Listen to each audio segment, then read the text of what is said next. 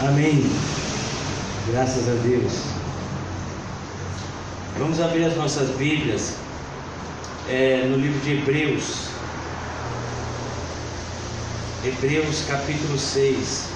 E desde já é importante que você saiba que esse texto que nós vamos estudar é um dos textos mais polêmicos de toda a Bíblia.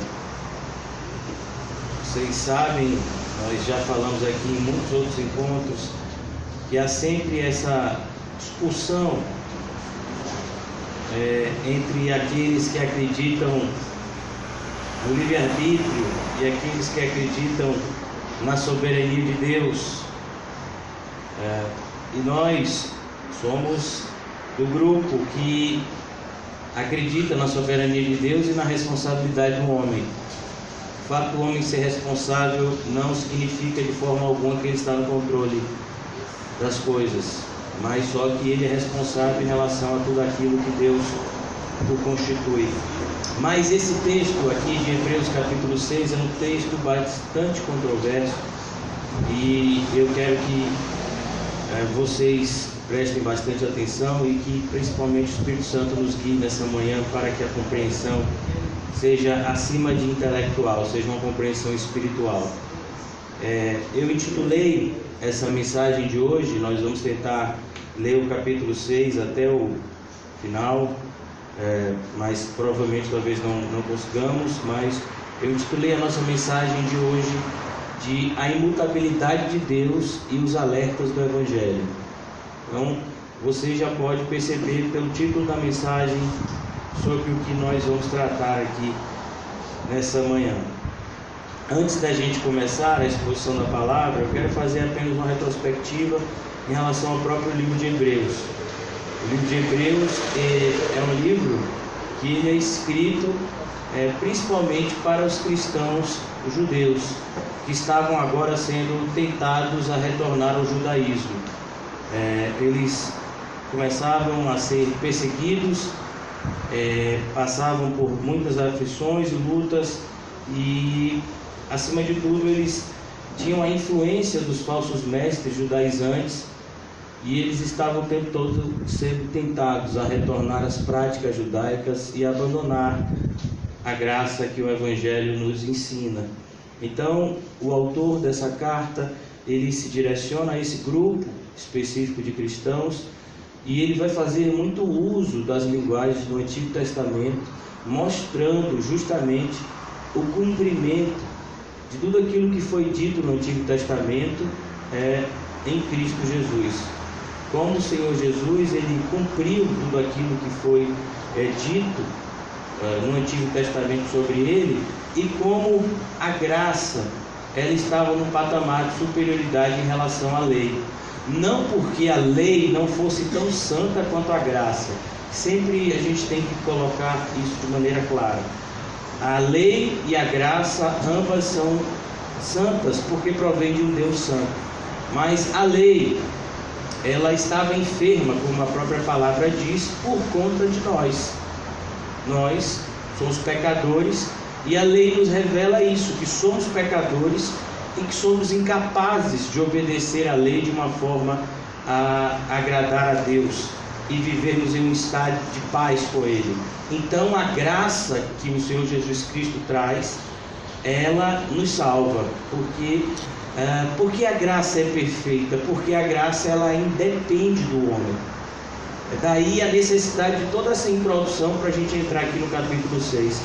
Porque se a graça dependesse de 0,000000001% do homem, ela seria imperfeita como a lei para salvar. Então, por que a graça salva? Porque a salvação é derramada a nós pela graça, ela vem totalmente de Deus. O profeta Jonas, ele diz isso no seu livro de maneira muito clara. Ele diz, porque agora eu sei que a salvação pertence ao Senhor. E o próprio nome do nosso Salvador, Jesus, em hebraico significa de Deus vem a salvação, o Deus salva. Então é importante que a gente entenda Aqui no livro de Hebreus, muitas pessoas leem esse texto que nós estamos lendo aqui de maneira totalmente solta e distorcida, e querem mostrar que uma pessoa que conheceu a Jesus, uma pessoa que foi regenerada, ela pode perder a salvação. É isso que as pessoas que se seguram no livre-arbítrio dizem, né? Então, você pode estar salvo hoje, mas amanhã você pode estar condenado. Então, mas a Bíblia não nos mostra isso. Por quê? Porque o nosso Deus que nos salvou é imutável. Se Deus teve o desejo de salvar a você, Ele teve esse desejo antes da sua conversão. Quando Ele colocou em prática o seu plano salvífico, que nós vimos aqui inclusive no domingo pela manhã, como Deus salva o homem, isso não muda. Independentemente do homem se desviar, do homem passear por caminhos tortuosos, a imutabilidade de Deus, ela vem combinando com o amor incondicional que Deus sente pelos seus eleitos. Então, independentemente do tropeço e da queda que um cristão genuíno, regenerado, escolhido, eleito por Deus tenha, ele sempre será trazido de volta para a casa do Pai, pelo poder do Pai, não por qualquer vontade do Filho. Então, é esse o ponto de fundo. E aqui a gente precisa compreender que esses versículos iniciais do capítulo 6, principalmente os versículos de 1 a 4, eles estão muito ligados com aquilo que nós estudamos semana passada, com a necessidade do cristão continuar crescendo na graça e no conhecimento do Senhor. Como é preciso que o cristão avance no caminho da fé. Então, o autor aos Hebreus, ele vai dizendo, na semana passada nós vimos isso, que era preciso que as pessoas amadurecessem, para que elas não ficassem dependentes do leite, mas que elas pudessem então absorver alimento sólido e tivessem uma maturidade que os tornasse úteis nas mãos do seu Deus e Salvador. E agora, desenvolvendo essa mesma linha de raciocínio, o autor agora, no nosso texto, Hebreus 6:1, vamos agora, diz assim: portanto, e essa palavra portanto, ela faz uma ligação com aquilo que estava sendo dito acima. O que é que estava sendo dito acima? Que os cristãos precisavam amadurecer. É isso que ele desenvolve no capítulo 5, a partir do versículo 11. Se você acredita em Cristo, se você professa Cristo, se você acredita que você é um cristão verdadeiro, então você precisa crescer, amadurecer nessa fé. Então ele diz, portanto, o que a maturidade vai fazer conosco? Vai fazer com que nós, olha o que ele diz, deixemos os ensinos elementares a respeito de Cristo e avancemos a maturidade. Então ele vai nos mostrar a respeito de alguns ensinos, e a ideia aqui de elementares é a ideia de fundamentos. Então, por exemplo, aqui nós temos um irmão, e ele é um construtor exímio, né? Se você quiser subir um muro de 25 andares, pode chamar Nelson, que ele vai lá e ele constrói. Então, mas quando você está construindo um edifício enorme, você precisa estar fazendo a fundação toda hora? Não, você faz a fundação uma única vez. Quando nós ainda estávamos dando estudo na casa, lá no prédio da irmã Renilde e da irmã Bárbara, estava construindo um prédio do lado. E bem na hora do estudo tinha o que eu acho que chama de bate-estaca, né? Que é para poder fazer a fundação. E ficava... eu acho que é uma marreta que sobe, né? E desce assim para poder fixar bem alicerçado lá a fundação do prédio, para que quando comece a subir, né, ele não venha a se abalar. Então a fundação ela é colocada uma única vez. Algumas vezes, em virtude, aqui por exemplo, aqui na igreja, nós estamos de frente ao mar e a maresia é extremamente agressiva. Então nós, se eu não me engano, uns 3 anos atrás, nós tivemos que fazer uma espécie, eu não sei, eu sou muito cru nessa ideia de construção, mas a gente teve que fazer alguns reparos nas vigas, Nas ferragens, exatamente. As ferragens estavam corroídas, né, pela maresia, e aí a gente teve que quebrar, botar as ferragens de novo, trazer cimento, mas isso não é uma coisa que a gente faz toda hora, né? Então, algumas vezes há um desgaste que é necessário. Pode ficar tranquilo, Nelson, não vai cair não, já foi feito, viu, o trabalho. Então ele olhou assim para cima, meio com medo, né? Calma, está tudo tranquilo. Então, mas às vezes a gente fica olhando para a igreja e parece que a gente não cresce no nosso caminhada cristã. A gente está sempre voltando ao fundamento, às coisas elementares, quando na verdade a gente devia estar crescendo, a gente devia estar amadurecendo. É como uma pessoa que passa 20 anos na alfabetização, sabe? Com a idade de 20 anos na escola, algumas pessoas começam tarde a estudar, isso não tem problema, mas a pessoa que passa 20 anos repetindo a mesma série tem um problema nisso. Então é isso que o irmão está dizendo aqui. Eles já tinham idade, tempo suficiente para serem mestres, para terem um conhecimento muito mais aprofundado, mas eles agora precisavam das mesmas coisas elementares. E o autor aos Hebreus, da carta aos Hebreus, ele vai citar 6, né, fundamentos da fé cristã. E a gente vai falar aqui porque realmente a gente precisa ver se a gente está fundamentado neles. Não que a gente repita isso sistematicamente, até porque nós precisamos avançar, mas de vez em quando precisamos ver como é que está a fundação. Será que de repente não se deteriorou? Será que a gente não se esqueceu de alguma coisa que é fundamental à nossa fé? E ele vai colocar aqui algumas coisas, ao todo 6 características. Então ele diz assim, versículo 1 ainda do capítulo 6: sem lançar novamente o fundamento. E agora ele vai dizer o fundamento do arrependimento e dos atos que conduzem à morte da fé em Deus. E aqui a gente vai ver isso. Ele coloca arrependimento e fé. Algumas traduções têm obras mortas, não é isso? Então, mas essa ideia de obras mortas é o que? É atos que conduzem à morte. Então, o que conduz à morte? Qualquer coisa que você faça sem Cristo. Então, por exemplo, eu não sei se vocês viram, né? Ontem viralizou no Brasil inteiro uma cena que teve no Iguatemi. Uma pessoa estava querendo dar um alimento a uma criancinha e o segurança não deixou, e aí criou um tumulto. No final a criancinha comeu, amém por isso. E aí todo mundo, olha que atitude maravilhosa desse rapaz, ele teve coragem, ele enfrentou o sistema. Ele fez isso por Cristo? Eu não vi Cristo ali naquela cena, sabe? Então, muito bonitinho para a nossa sociedade, mas do ponto de vista da salvação, isso não muda nada. Isso não muda nada. Então, boas obras que são feitas à parte de Cristo não são boas obras, são obras mortais, são obras que enaltecem o ego humano e que desvalorizam a graça soberana de Deus. Então, boas obras nos salvam, irmãos. É claro que nós, na qualidade de cristãos, vamos praticar, né? Se vemos uma criança faminta, que maravilha, para a glória de Deus, alimentar uma pessoa que esteja com necessidade. E quando a pessoa te agradecer, você diz, não fui eu que fiz nada não, foi Jesus Cristo que fez tudo naquela cruz.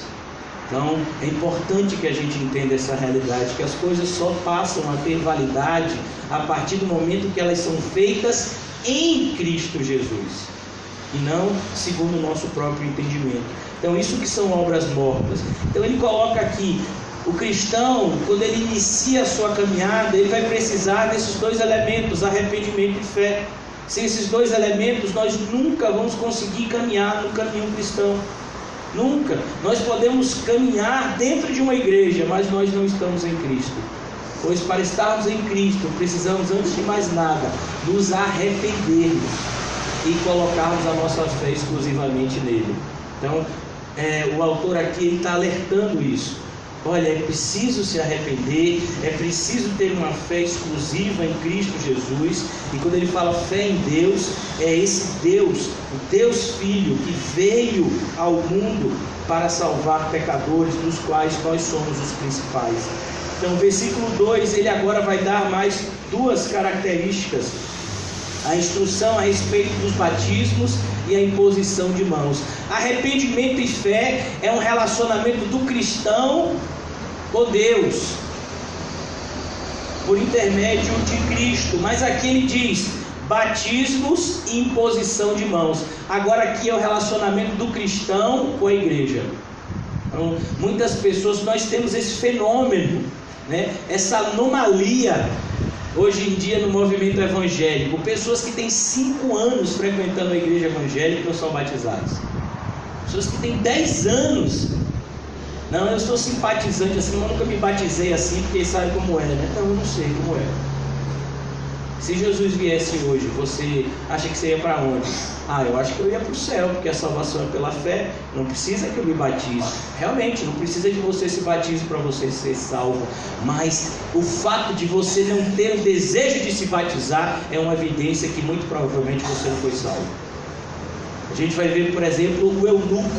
Quando ele ouviu a pregação de Filipe, lá no livro de Atos, ele disse: rapaz, quem está voltando para me batizar? Eu quero me batizar agora. O apóstolo Paulo, ele batizou o carcereiro e aqueles que se arrependeram na casa do carcereiro. Ele batizou essas pessoas de madrugada, para ver a urgência do batismo. Como é o batismo, que é o ritual, por assim dizer, de iniciação na fé cristã. É através do batismo. E aqui batismo está no plural, porque o cristão, ele tem 2 batismos. Eles não são momentos separados, mas na verdade são externalizações de uma mesma obra. Existe o batismo visível, que é aquele que é praticado pelo cristão que batiza agora um novo convertido. E por isso que eu falei o cristão. Por quê? Porque não necessariamente precisa ser o pastor. O irmão Adam já batizou um monte de gente. Teve até uma pessoa que não deu muito crédito ao batismo. Rapaz, o irmão Adam que batizou, coitado de mim, né? Mas qualquer cristão genuíno está qualificado para batizar um novo convertido. Não necessariamente você precisa ser um pastor. Mas existe um batismo que acontece de maneira oculta, que é o batismo com o Espírito Santo. Então, o batismo com o Espírito Santo, irmãos, não é um momento que você pula, grita e fala em línguas. Não. O batismo com o Espírito Santo é o que nós chamamos de regeneração. Você, inclusive, pode ser batizado com o Espírito Santo antes de ser batizado nas águas. Então, batismo com o Espírito Santo é essa evidência de que de fato o sangue de Cristo nos purificou dos nossos pecados, uma vez que a água do batismo, ela não nos purifica de nada, mas ela é apenas um simbolismo desse verdadeiro batismo que acontece no mundo espiritual, que é o batismo com o Espírito Santo. É o selo que os eleitos de Deus recebem de que eles são de Deus e que agora eles estão indo para Deus. Então, por isso que ele coloca batismos aqui no plural. O cristão aprende isso. Por isso que nós sempre alertamos: você é batizado? Irmão, glória a Deus, sua responsabilidade agora, fique firme.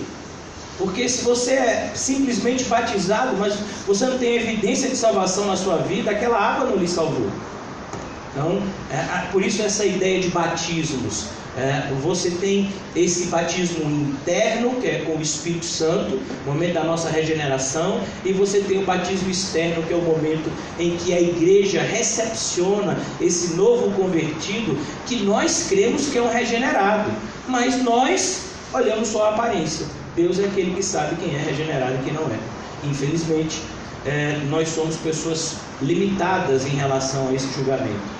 Depois ele diz aqui: imposição de mãos. Imposição de mãos, irmãos, está falando dessa ideia de que a igreja, ela deve fazer as coisas de maneira conjunta, e que as atitudes da igreja devem ser respeitadas por todos. É isso que é imposição de mãos. Então, por exemplo, digamos que determinada pessoa, ele agora inicia-se na vocação ministerial do pastoreio. Muitas vezes nós recebemos ele na igreja e todos nós levantamos a mão e oramos, reconhecendo que a partir desse instante temos um pastor dado pelo próprio Deus, que agora vai estar apacentando o rebanho. Então, a imposição de mãos, ela fala de como a igreja ela se move de uma maneira única.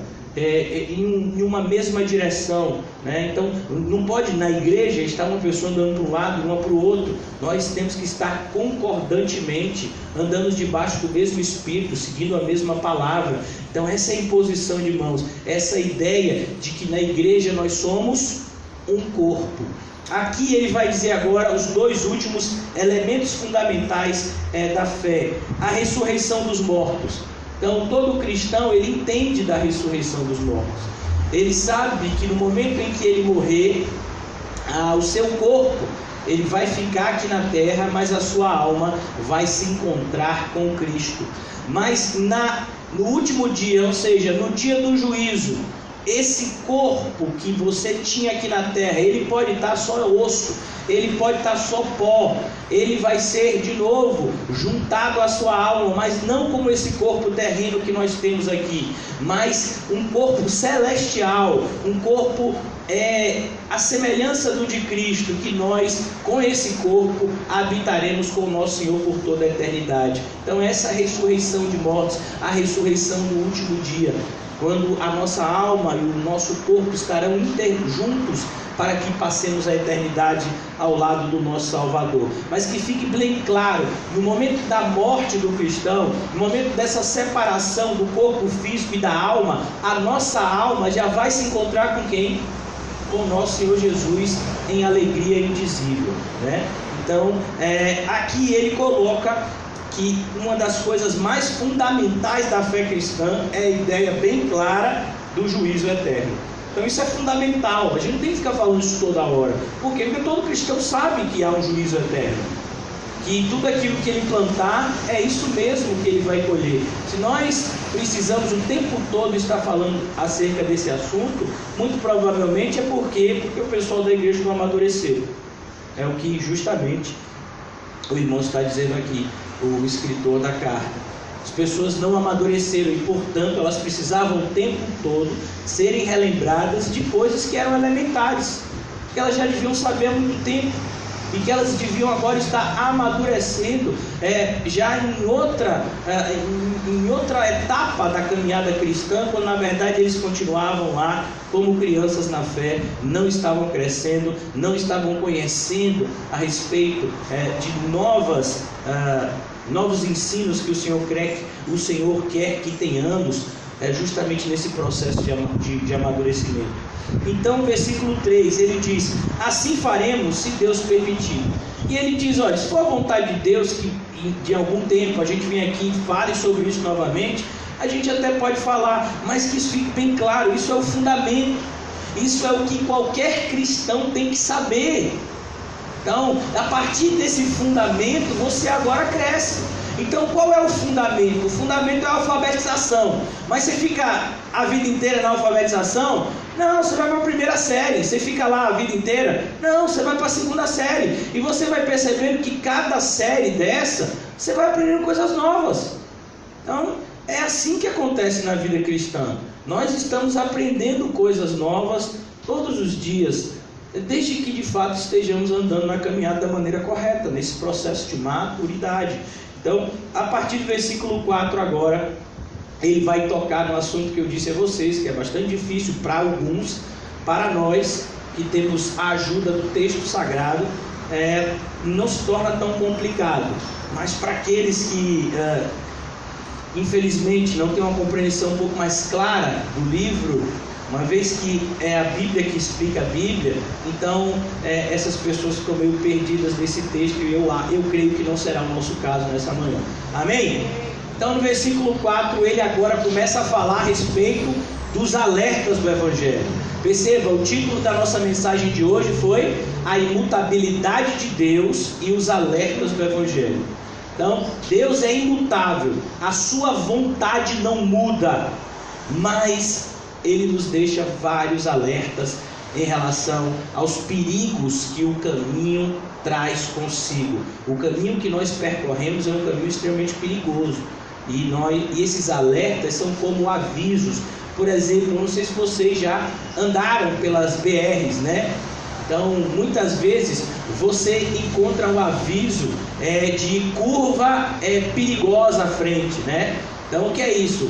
provavelmente você tem uma reta onde o carro pega uma velocidade grande, e ali na frente você tem uma curva bem acentuada, que se você não reduzir antecipadamente, você pode derrapar na curva, capotar o carro e morrer. Então tem lá a placa lá, ó, curva perigosa adiante, né? Então essas placas, elas estão aí como alertas para a nossa própria segurança. A Bíblia, e aqui o livro de Hebreus, eles, principalmente nesse sentido, está cheio de alertas. Nós já falamos vários deles, já relembramos. Olha o que ele diz aqui, por exemplo, no capítulo 3, no versículo 7. Assim como diz o Espírito Santo, hoje, se vocês ouvirem a sua voz, não endureçam o coração. Olha que alerta. Então, o alerta do Espírito Santo aqui: se você ouvir a voz de Deus hoje, não endureça o seu coração. É perigoso você fazer isso. Então, existem vários outros que nós já vimos anteriormente, mas eu dei esse exemplo só para que a gente perceba que essa carta aos Hebreus é uma carta cheia de alertas, mostrando o perigo que esses cristãos judeus estavam correndo se eles retornassem ao judaísmo. Eles iam estar abandonando o perfeito e voltando para o imperfeito. Então era o alerta, e esse é o alerta que agora o escritor começa a nos dar. Por isso ele diz, versículo 4: ora, para aqueles que uma vez foram iluminados. E aqui, irmãos, nós vamos ver que todas as características que o autor de Hebreus coloca aqui acerca dessas pessoas que vão se desviar e apostatar da fé, nenhuma delas define regeneração. Que fique bem claro, quando uma pessoa é regenerada por Deus, quando uma pessoa se torna habitação do Espírito Santo, isso é feito de forma definitiva, mais uma vez, porque Deus é imutável. Mas muitas vezes nós somos enganados por Satanás e pelo nosso próprio coração, que é enganoso, a respeito de uma falsa experiência de conversão.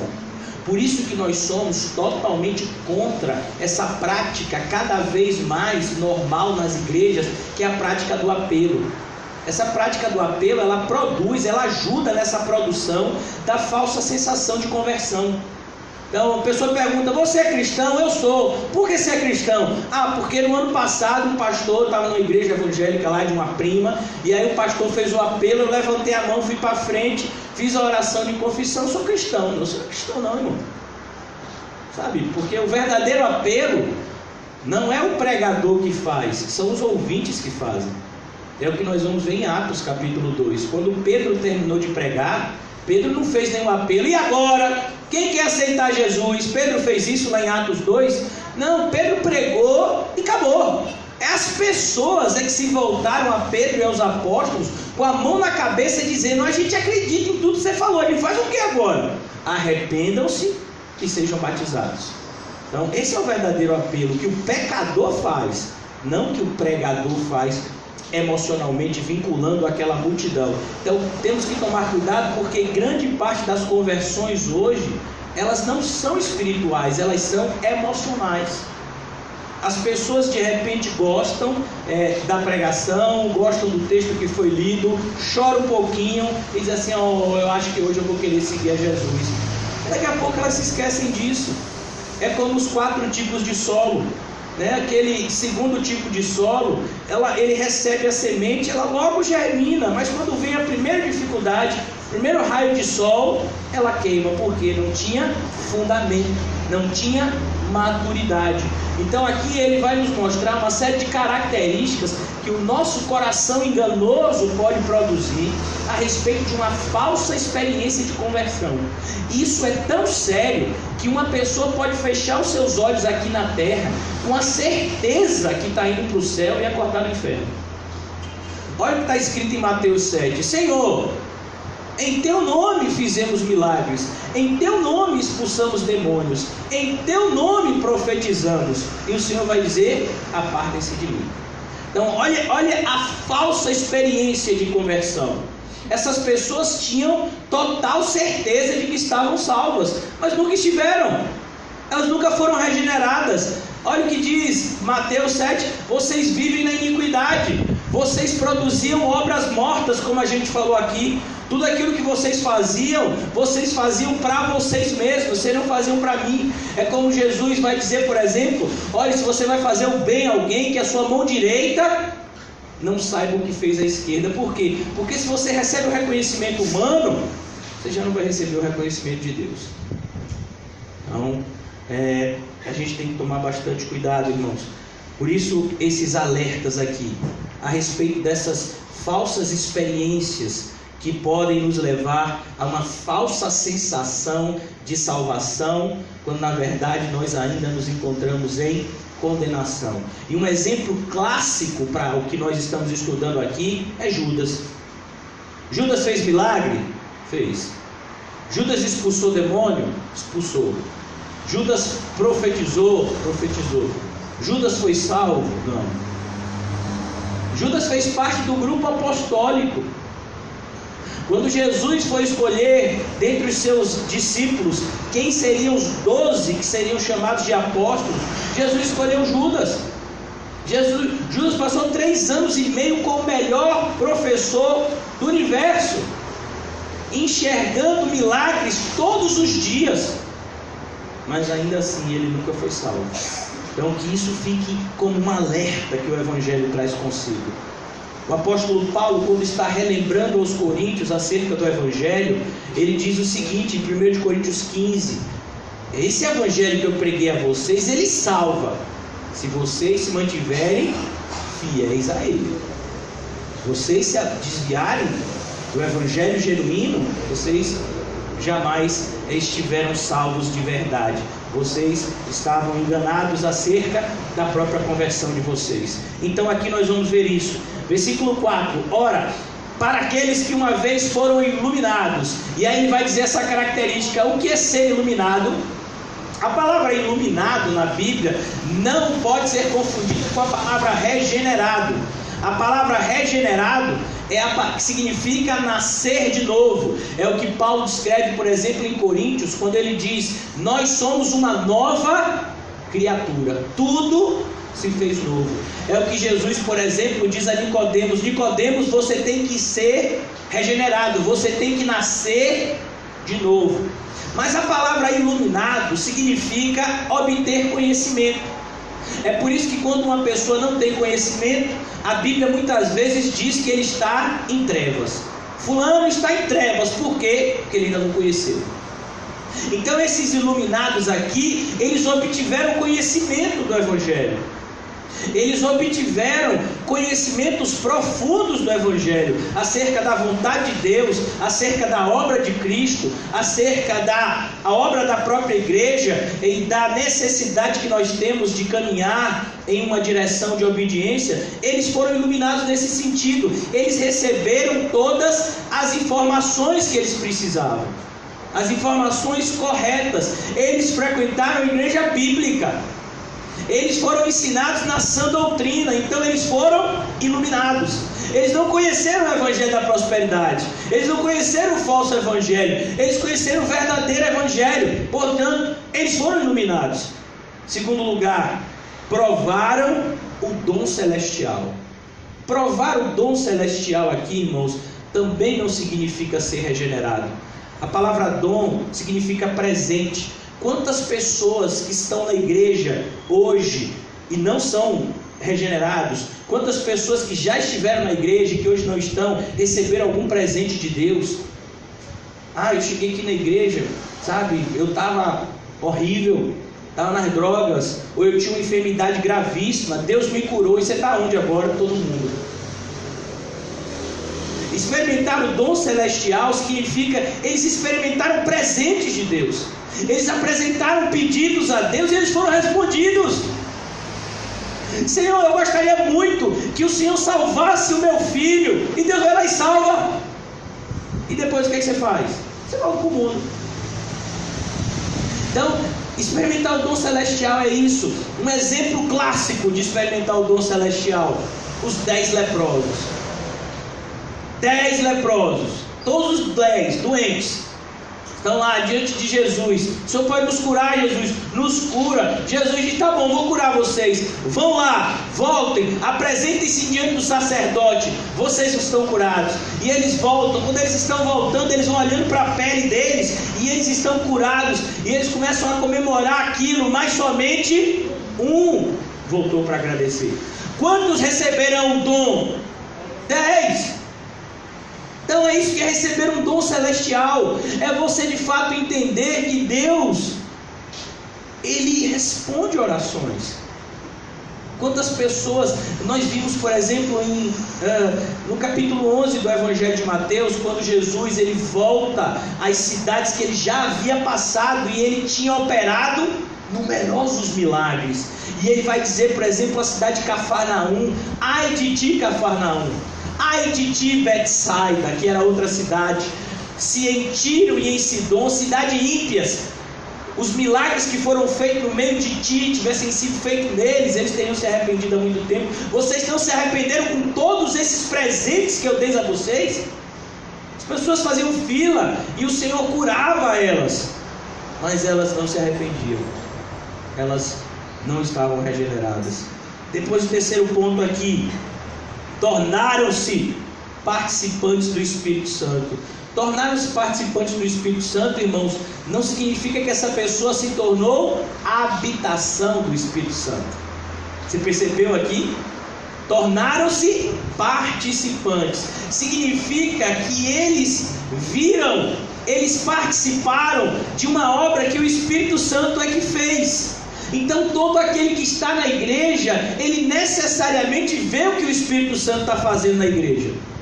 Ele vai ver, por exemplo, como determinadas pessoas são transformadas, como a pregação bíblica é algo assim profundo e verdadeiro, como Deus de fato age no meio do seu povo, né? Então, uma das coisas que a gente vai ver aqui como participantes do Espírito Santo, um exemplo clássico disso, eu estou cheio de exemplos clássicos aqui, né? É Balaão. Você olha para Balaão, Balaão ele viu um anjo.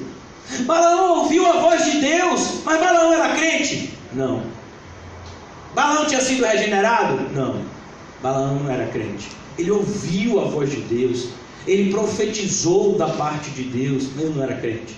Então, você vai ver Saul, por exemplo. Saul lá no começo, ele estava com os profetas, aparentemente, né? A Bíblia diz, ele estava lá com o Espírito Santo, mas o Espírito Santo não era habitação em Saul, não fez habitação em Saul.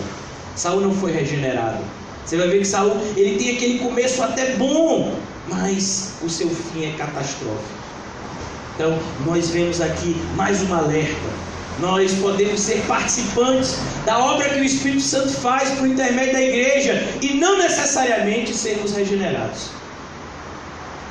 Olha que coisa assustadora. Você vai ver um monte de gente que está participando disso, mas de fato nunca foi regenerado. Agora ele diz mais uma característica, mais um alerta do Evangelho: experimentaram a bondade da palavra de Deus. Olha que coisa.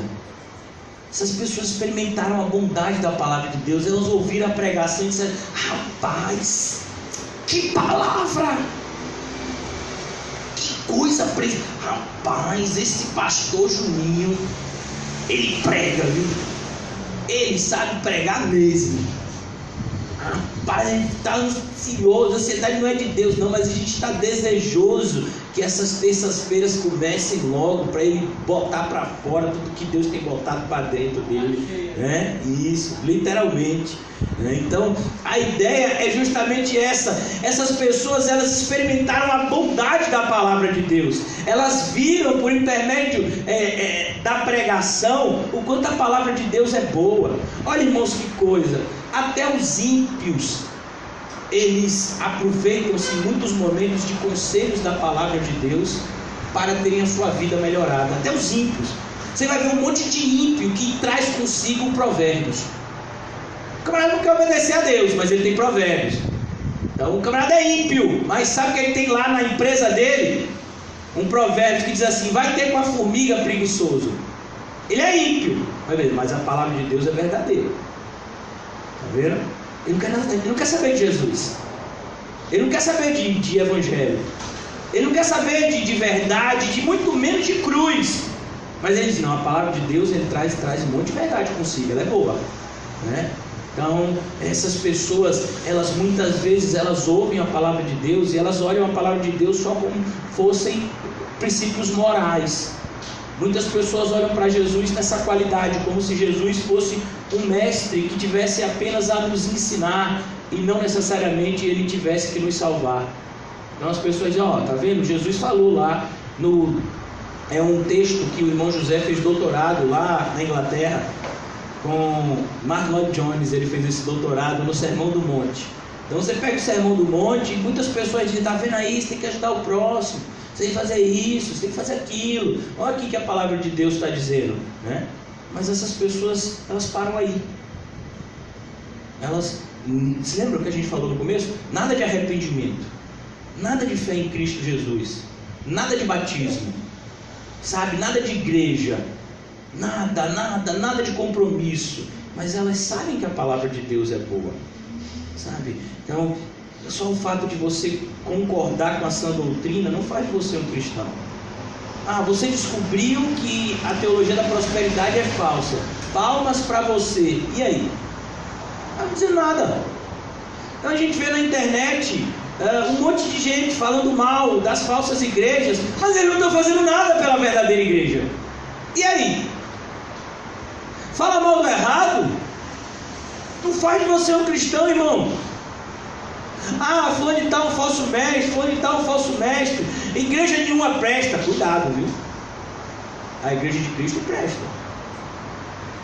Você já imaginou se você chega para a noiva de José, sabe? E olhem que o irmão José está esperando há 5 anos. Não é 5, filho? Já vai fazer 6. Está contando os dias, né, filho? 6 anos, 17 dias, 25 minutos na espera, né? Então, o irmão José 6 anos esperando. Aí ele está para casar, noivou, está lá com o anel de noivo bonitinho. Aí a pessoa chega para a noiva de José, que é mais crente que ele, porque ele só vai ser mais crente que ele, a noiva dele, né? Vai ser mais crente que ele, vai botar ele para jejuar, para orar nas madrugadas, vai ser mulher de Deus. Já pensou? Chega assim e diz na cara de José: ó, José, sua noiva não vale nada. O irmão José é crente, ele vai perdoar e amar. Mas se o irmão José não fosse crente, você já imaginou, meu filho? A pessoa chegar do lado da mulher que você ama e botar o dedo na cara dela e dizer: essa sua mulher que você ama, que você dá a vida por ela, ela não vale nada. Imagine como é que Cristo não fica quando fala mal da noiva dele. Então a gente tem que tomar cuidado. A falsa igreja não deve tirar a beleza da verdadeira igreja. A verdadeira igreja é linda, irmãos. É onde o povo de Deus se reúne, é onde o Espírito de Deus se manifesta livremente.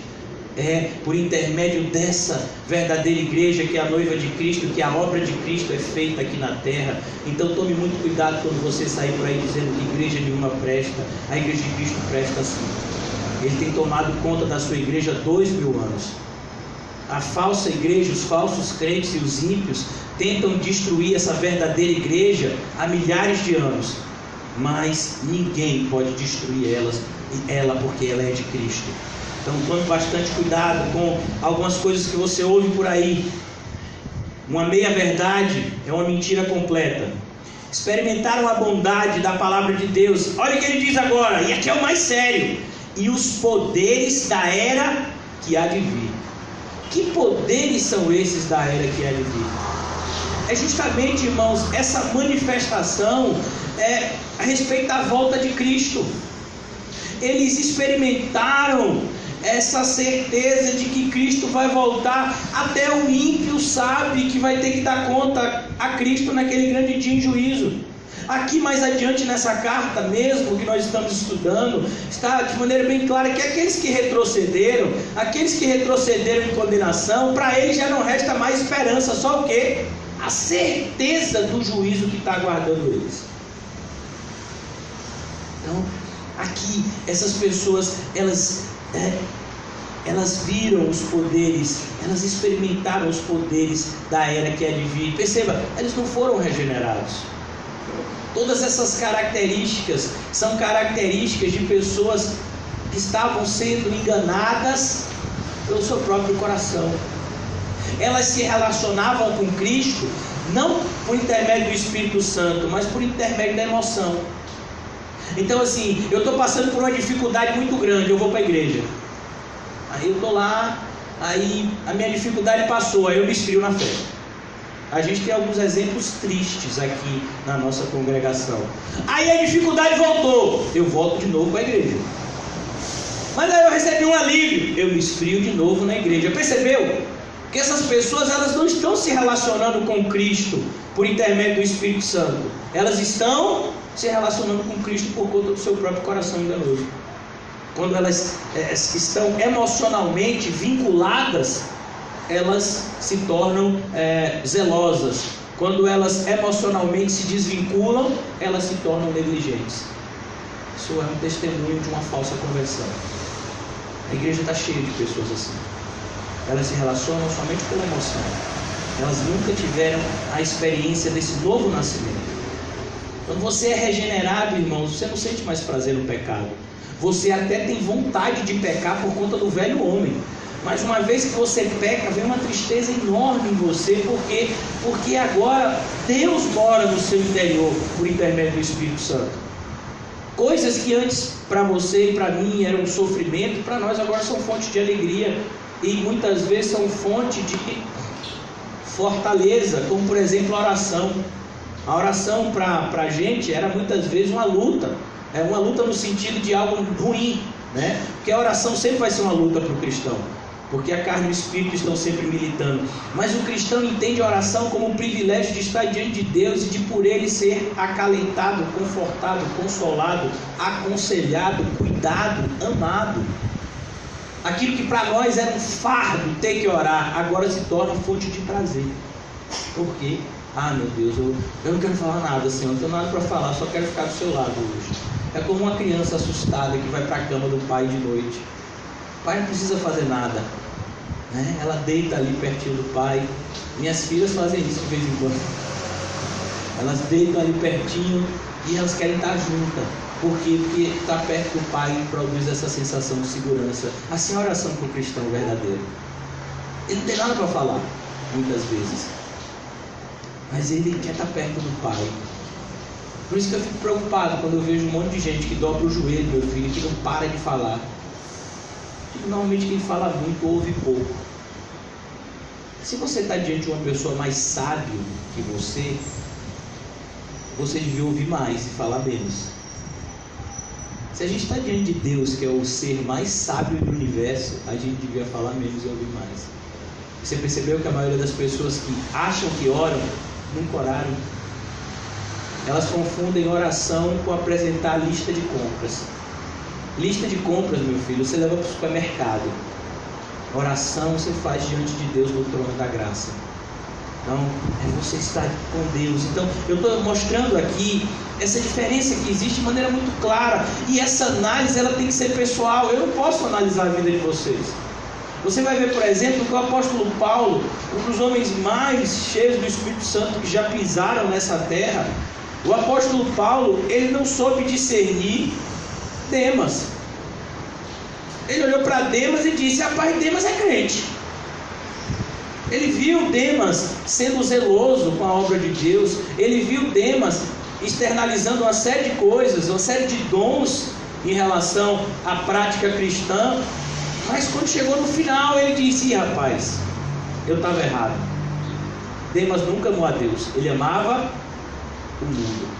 Olha que coisa, os nossos olhos nos enganam. Um homem espiritual como o profeta Samuel, ele se enganou quando ele foi ungir o novo rei de Israel. E Deus então diz: o homem olha a aparência, Samuel, eu não. Eu sei o que se passa no coração humano. Por isso que quando Jesus, logo no início do Evangelho de João, é dito que quando Jesus começou a pregar, né, as pessoas se maravilhavam com o que Jesus fazia.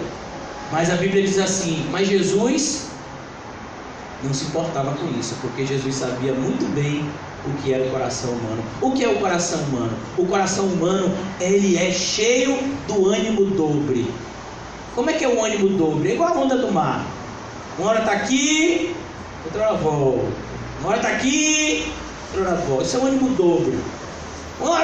Jesus é muito mais que tudo. Que nada, varão, vou abandonar essa igreja, ninguém quer nada com Jesus. Não, eu amo o pastor, você vê como pastor, o pastor pessoa tão gentil, que nada, mas esse pastor aí, carne pura. Então, isso é um ânimo dobre. É aquela pessoa sempre inconstante em tudo.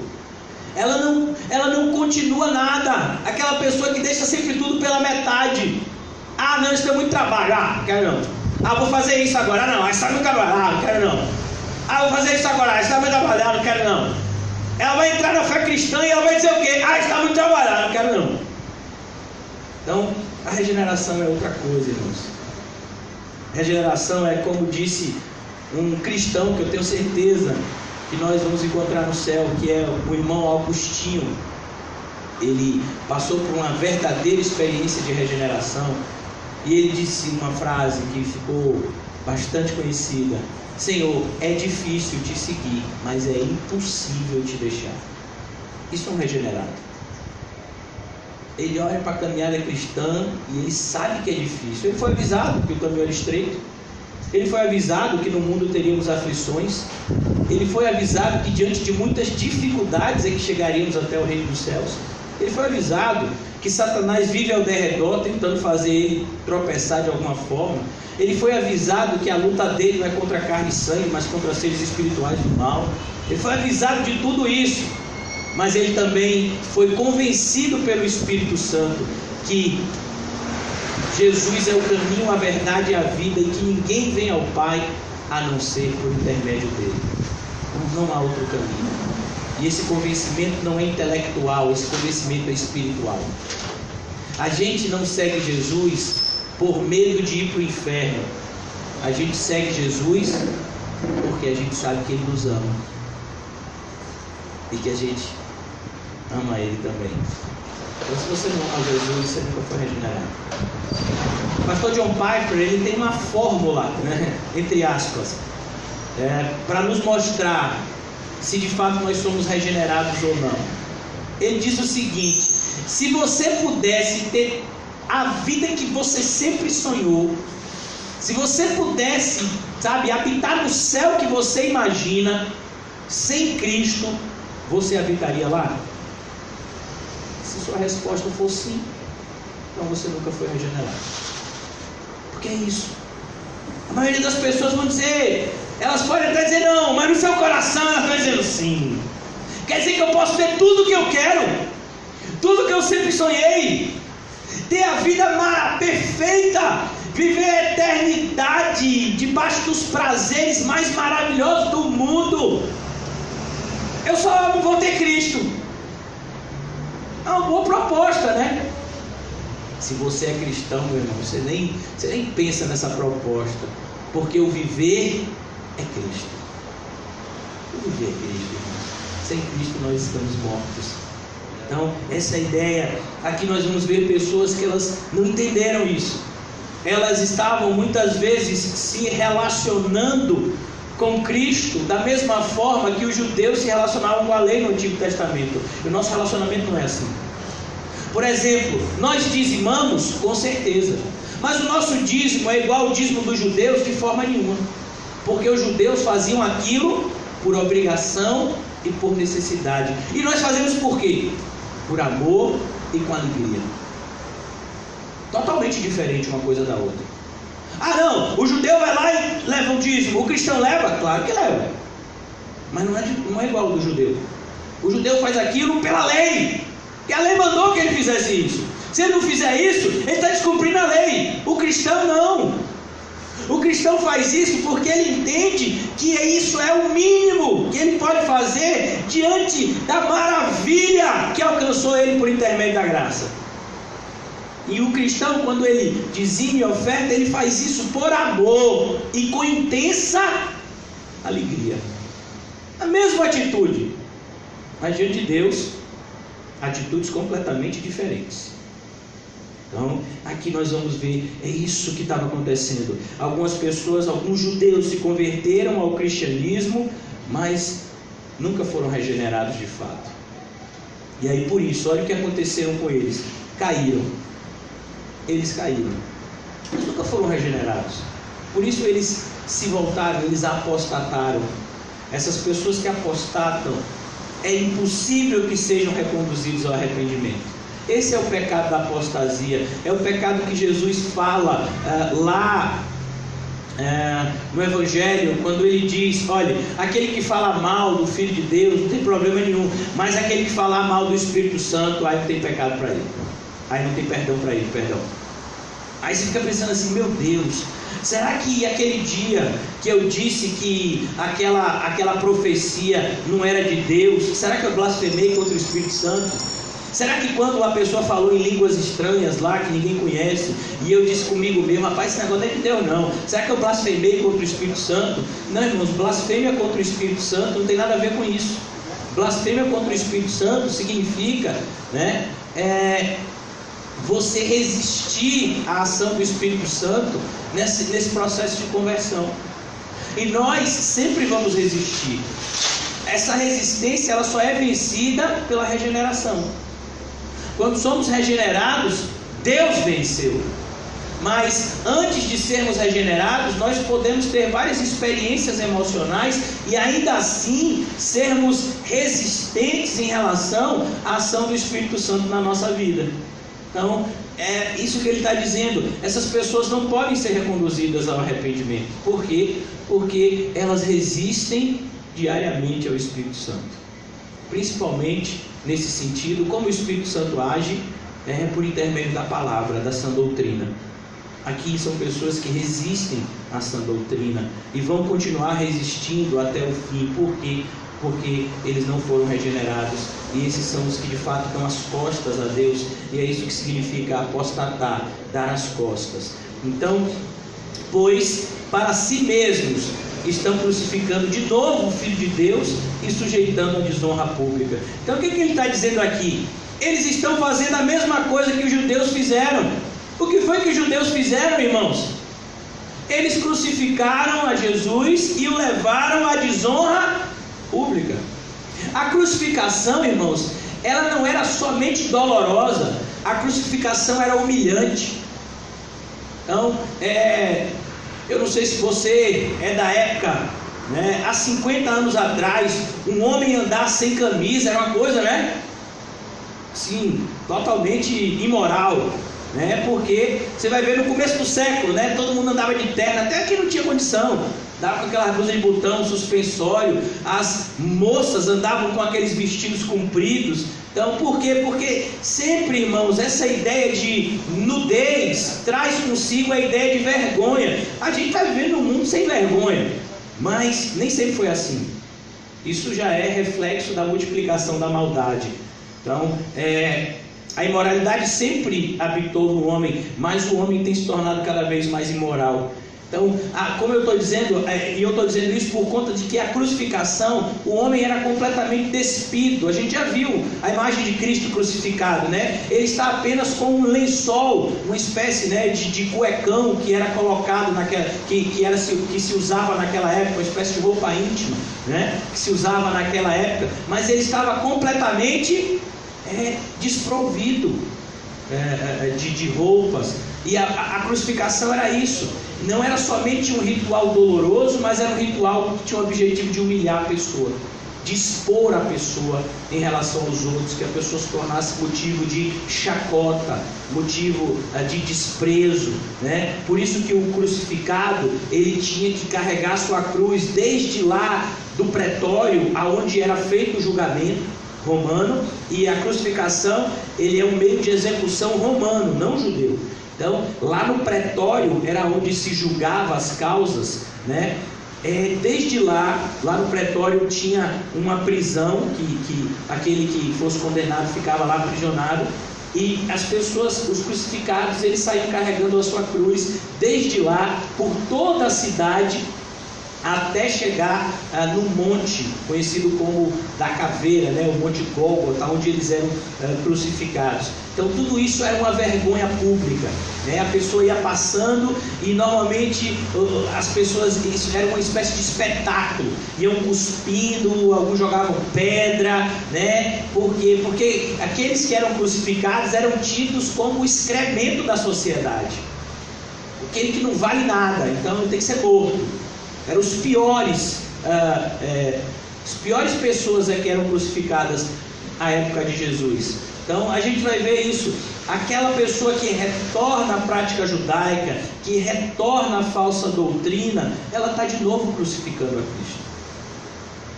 Ela está de novo trazendo vergonha a Cristo, né? Então, que pecado enorme que essa pessoa está cometendo. É por isso que lá no capítulo 10 dessa mesma carta, se Deus permitir chegarmos lá, é dito justamente isso. Se aquele que desrespeitava a lei era morto com 2 testemunhas, imagine quem está desprezando a Cristo. E aí o escritor fala: horrenda coisa é cair na mão do Deus vivo. Então essa é a ideia. Por isso que nós cristãos precisamos ter todo o cuidado para analisarmos a nossa conversão.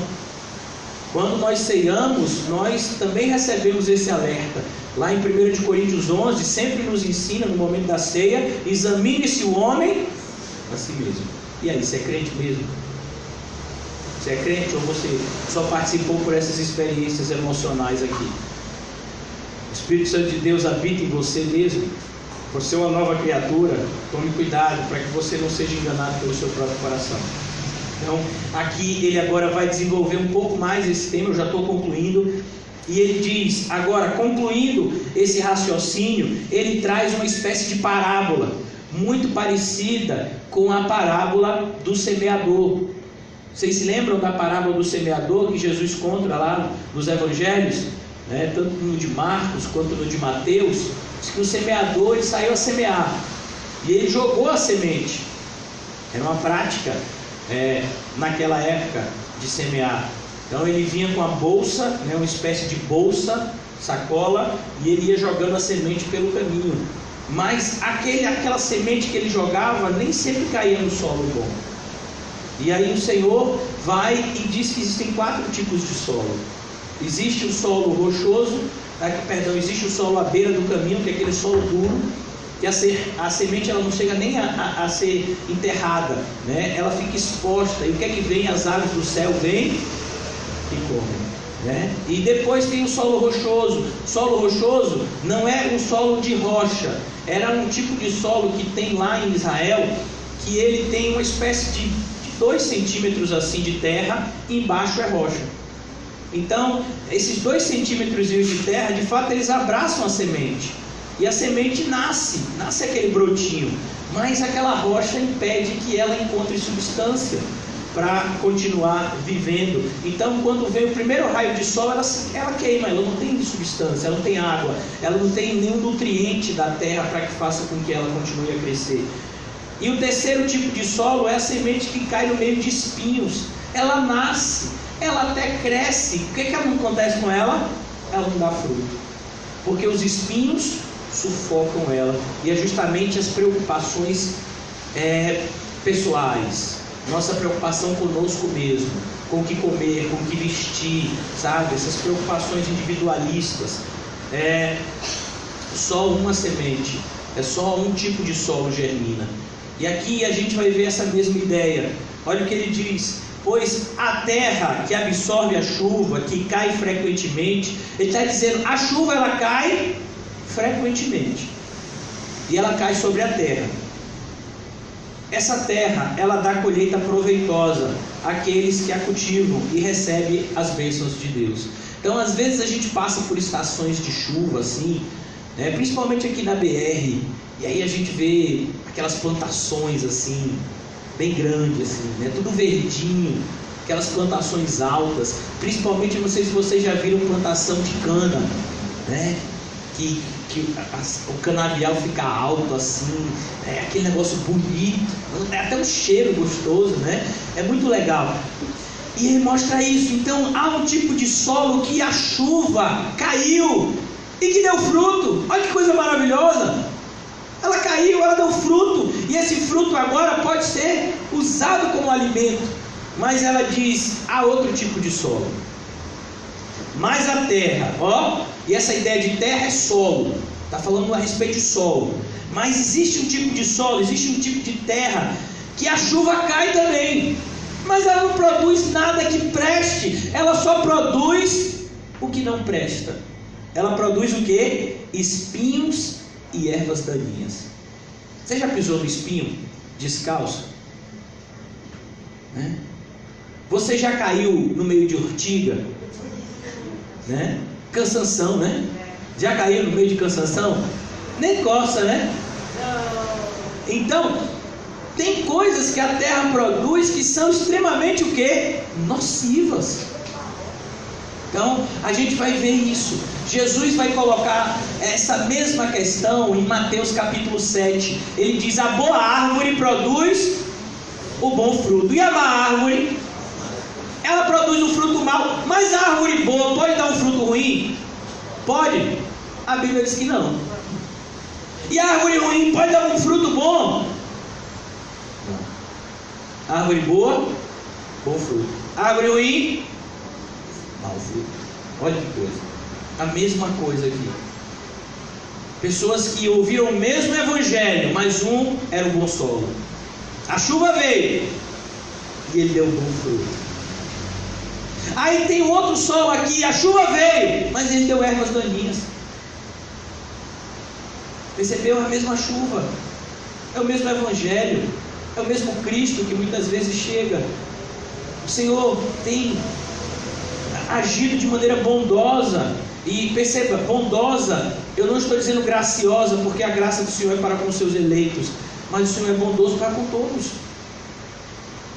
sustentando as pessoas, vestindo, mesmo os ímpios, mesmo os falsos crentes, estão debaixo dessa bondade de Deus, que faz com que o sol nasça e se ponha sobre justos e injustos. A mesma coisa a chuva, ela vem sobre justos e injustos, mas vai chegar um dia em que os justos e injustos serão separados, em que os justos irão para um lugar, os injustos irão para outro. Olha o que ele diz aqui: mas a terra que produz espinhos e ervas daninhas é inútil. É inútil. É como aquele ramo que diz o Senhor Jesus: todo ramo que estando em mim não der fruto será cortado e lançado fora. E aqui é a mesma coisa. Essa terra é inútil, e tudo que é inútil para Deus vai ser queimado, e logo será amaldiçoada. Seu fim é ser queimada. Era isso que se fazia com a palha que vinha junto com o trigo, né? Como era que fazia a separação da palha e do trigo? Você pegava uma pá e você jogava o trigo para cima. Como o trigo é pesado, ele caía de volta no chão, e a palha o vento ia levando. Depois ficava aquelas palhas todas ali, ao redor, e o trigo lá no lugar dele. Depois você vinha, varria aquela palha, fazia um montinho e fazia o quê? Queimava. É como, por exemplo, quando você capina um terreno. O que você faz com aquele monte de mato, né, que você capinou? Você faz um montinho e você o quê? Queima. Então aquilo que não presta vai ser queimado. Olha a responsabilidade que aquelas pessoas precisavam ter em relação a não abandonarem aquilo que é perfeito para voltarem àquilo que é imperfeito. Não podiam abandonar aquilo que salva por aquilo que não salva. Então essa é o alerta que o autor está fazendo àqueles cristãos. Eles tinham que tomar muito cuidado para que eles não fossem enganados pelas seduções dos falsos mestres, para que eles não fossem enganados pelas sensações do seu próprio coração, para que eles não fossem enganados pelos seus olhos, porque o cristão ele não vive pelo que ele vê, ele vive pelo que ele crê, né? Ele vive por fé. Então, mais ainda, irmãos, eu quero concluir aqui mais 5 minutinhos e eu concluo aqui. Amados, mesmo falando dessa forma, estamos convictos de coisas melhores em relação a vocês. Percebeu? Ele não está dizendo que as pessoas que estão ouvindo essas cartas necessariamente apostataram. Muito pelo contrário, ele está dando um alerta para que não acontecesse isso com elas.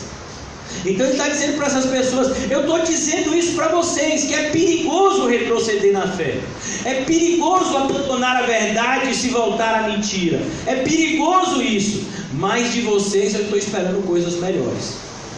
Ele estava dizendo: olha, eu tenho certeza que vocês vão dar atenção a esse alerta e vão levar mais a sério a caminhada cristã de vocês. Olha que coisa maravilhosa. Esse é o objetivo da pregação. A pregação não tem o objetivo de machucar ninguém, por mais dura que ela seja. A pregação tem o objetivo de salvar. E muitas vezes o pregador é como um médico e o ouvinte é como um paciente numa mesa cirúrgica, passando por um processo doloroso, mas extremamente necessário para que sua vida seja salva. Então é assim a pregação. Mas o objetivo do médico não é produzir dor, é o que? Salvar a vida. A mesma coisa é a pregação. Ele está dizendo coisas duras, difíceis de se ouvir, mas não com o objetivo de machucar aquelas pessoas, muito pelo contrário, com o objetivo de salvar aquelas pessoas, pois as artimanhas do inimigo, elas são muito mais sedutoras do que a gente pode imaginar. Então ele continua e diz: amados, mesmo falando dessa forma, ele admite, ele está falando de forma dura, estamos convictos de coisas melhores em relação a vocês, coisas próprias da salvação. É o que ele está dizendo? Mas de vocês, eu acredito que vocês são salvos. Por que ele está dizendo isso? Porque ele está dizendo que quem é salvo para sempre. Não existe essa ideia de que ele era salvo, mas ele caiu da graça e ele perdeu a salvação. Não! Ele está mostrando justamente: nós esperamos de você aquilo que de fato testifique que você foi salvo. Porque se você foi salvo, você é salvo, e nada vai mudar isso.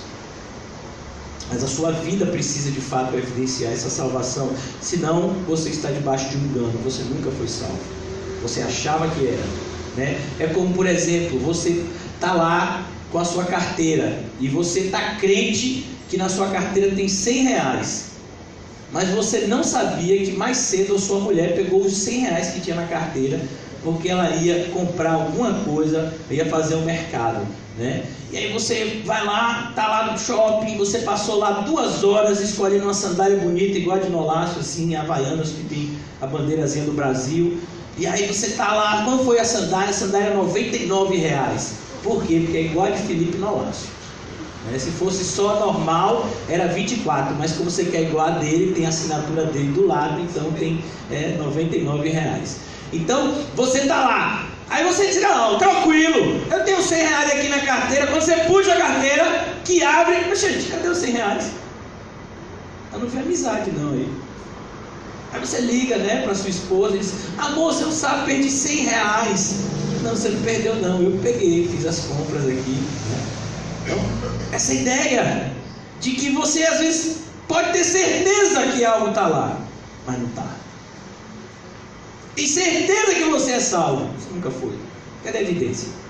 Então, você quer ter certeza que tem R$100 na sua carteira? Abra, antes de sair, olhe, pegue, bote de volta, feche. Cadê seu Edson? Né, seu Edson?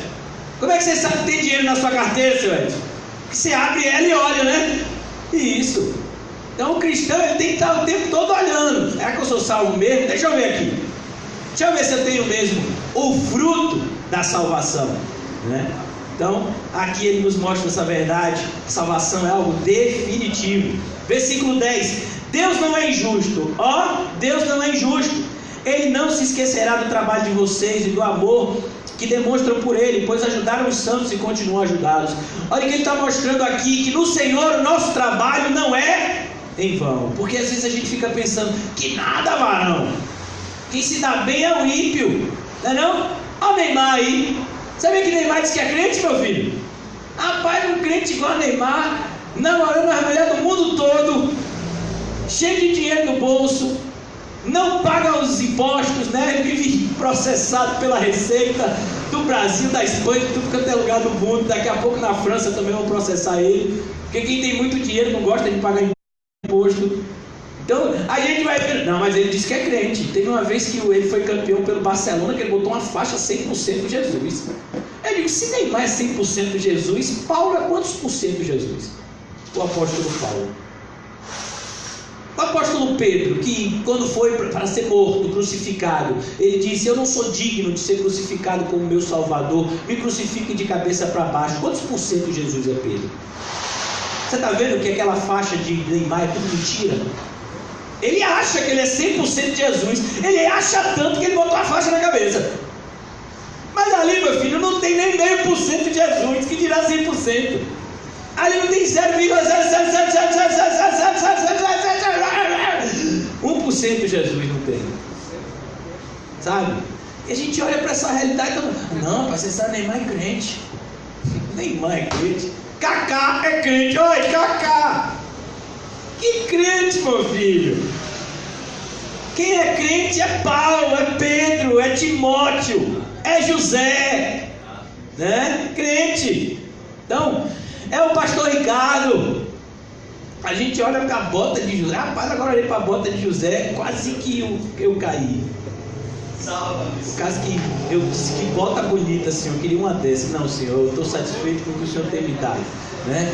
Então, a gente tem que olhar para essa realidade, irmãos. No Senhor, nosso trabalho não é em vão. Às vezes a gente diz que nada, varão. Acordei aqui, maior luta para vir aqui esse pastor pregar. Fulano e tal, tá ali batendo baba dele. Ó, tá no churrasco, tá jogando tênis, né? Fulano tá ali, ó, fazendo um monte de coisa para a vida dele. E eu tô aqui nessa labuta.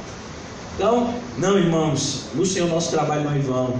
Às vezes a gente olha, por exemplo, fulano já está na 5ª esposa e eu estou aqui na primeira, que luta! Já tentei devolver 5 vezes, mas Deus mandou continuar. Eu tentei fazer devolução na fábrica, mas Deus disse, não é sua, segure a bomba, né? Mas fulano já está na 5ª esposa. Boa é a vida de fulano que está na 5ª esposa. Não, meu filho, boa é você que está obedecendo a Deus, se de fato você está obedecendo a Deus, né? Sua vida é boa. Você foi salvo. Não tem nada melhor do que isso. Você tem o Espírito Santo. Não tem nada melhor do que isso. Você conheceu a verdade. Não tem nada melhor do que isso. Então, o apóstolo Paulo, o irmão que escreveu a carta aos Hebreus, nos ensina aqui: continuem a fazer essas boas obras, não pensem em desistir, não pensem em retroceder, pois no Senhor nosso trabalho não é em vão, há uma recompensa para os justos. Versículo 11: queremos que cada um de vocês mostre essa mesma prontidão até o fim, para que tenham plena certeza da esperança, de modo que vocês não se tornem negligentes, mas imitem aqueles que por meio da fé e da paciência recebem a herança prometida. Então ele está mostrando aqui, você pode imitar 2 pessoas. Você pode imitar o mau exemplo, você pode imitar o bom exemplo. Você vai imitar Judas ou você vai imitar Pedro? Que Judas pecou, Pedro também. Todos os 2 traíram Jesus, mas Pedro se arrependeu. Pedro depois voltou e obedeceu a Cristo piamente até o final da sua vida. Judas não. Judas foi e enforcou-se. Ele não suportou viver com aquele fardo do pecado, de errar. Muitas vezes o cristão diz que como é isso, rapaz? Essa vida é tão difícil, será que eu nunca vou me ver livre disso? Vai na glória, enquanto estiver aqui, luta, meu filho, contra o seu pecado, contra o mundo, contra Satanás. Então, mostra essa realidade. Vocês têm que imitar aqueles que têm a qualidade, fé e paciência. A palavra paciência no hebraico, no grego, que é o idioma original aqui dessa carta, é perseverança. Fé e perseverança.